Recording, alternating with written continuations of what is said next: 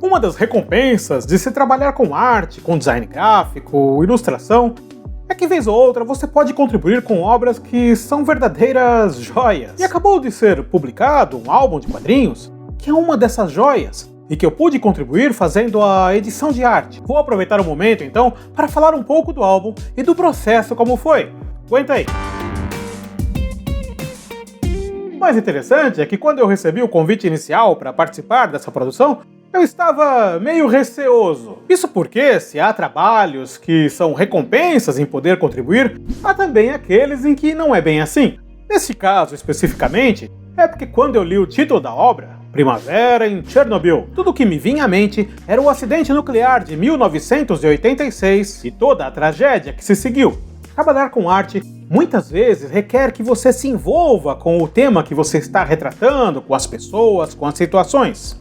E isso acaba tendo um alto custo emocional por vezes. Eu lembro, por exemplo, de um infográfico que eu fiz descrevendo o funcionamento de um campo de concentração. O infográfico ficou bem informativo, eu consegui descrever muito bem como funcionava aquela máquina de extermínio.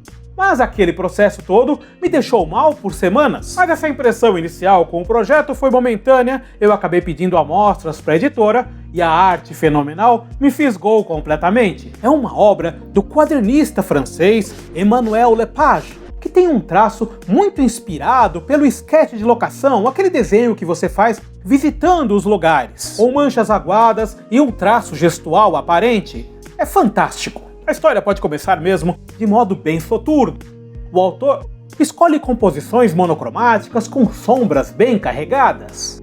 Mas à medida que a história avança, o clima todo muda. Na verdade, é uma história sobre a atitude de abertura que devemos ter para com a vida. A história do álbum é um retrato autobiográfico. Ela narra a viagem que o autor fez até a Ucrânia, até a cidade de Chernobyl em 2008. O autor havia recebido o convite de uma ONG que combate o uso da energia nuclear. A ideia era levar artistas, como fotógrafos, escritores e o próprio quadrinista, para registrarem os horrores da vida após o terrível acidente. O álbum então começa com o processo do autor recebendo o convite e se preparando, até hesitantemente, se faria ou não a viagem para aquele lugar tão perigoso. E através do seu registro em quadrinhos, ficamos conhecendo a vida das famílias, das crianças que vivem naquela comunidade de Chernobyl. E é aí que a obra transcende os seus objetivos iniciais de ser um alerta para os perigos do uso da energia nuclear. Pois à medida que o autor vai vivendo semanas naquela comunidade,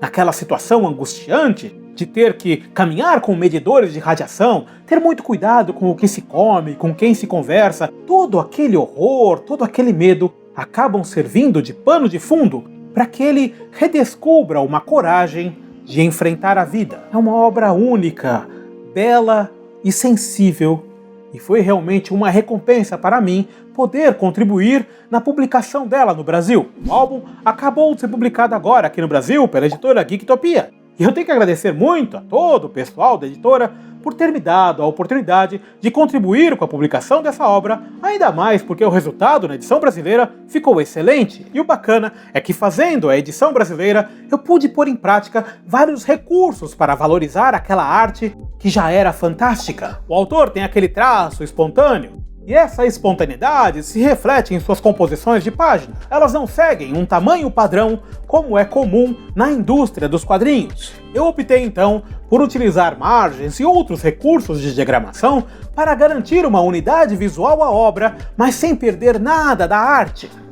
Há páginas na obra quase sem diálogos, mas há algumas com bastante texto nos balões, principalmente no início. Portanto, eu optei por escolher uma família de fontes que economizasse espaço e garantisse uma grande leiturabilidade, uma grande legibilidade do texto, mas que não destoasse do estilo da arte, pelo contrário, que harmonizasse com ele.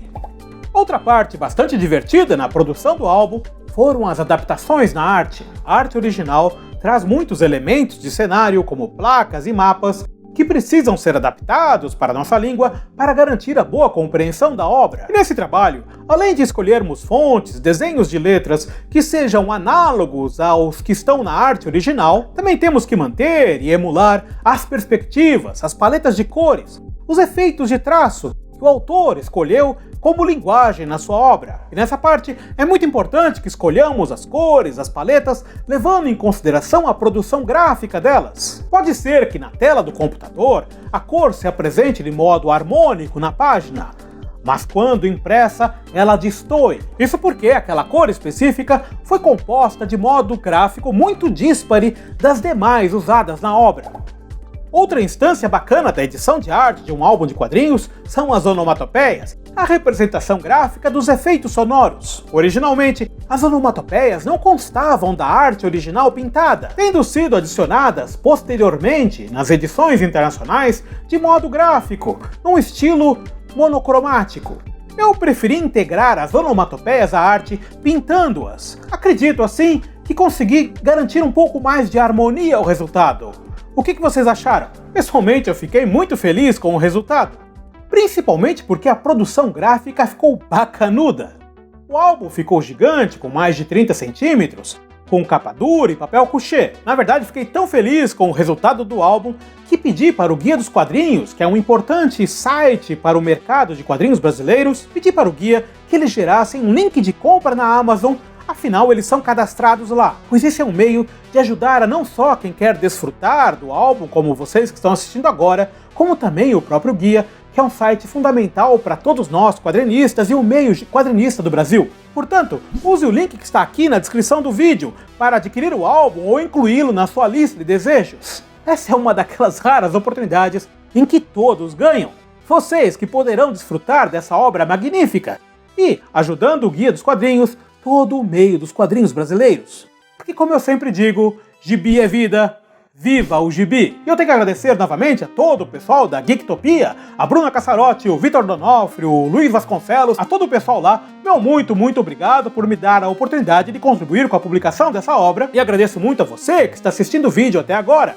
Esse é um canal que está começando e pretendemos trazer muitos conteúdos diferenciados relacionados a todas as formas de arte.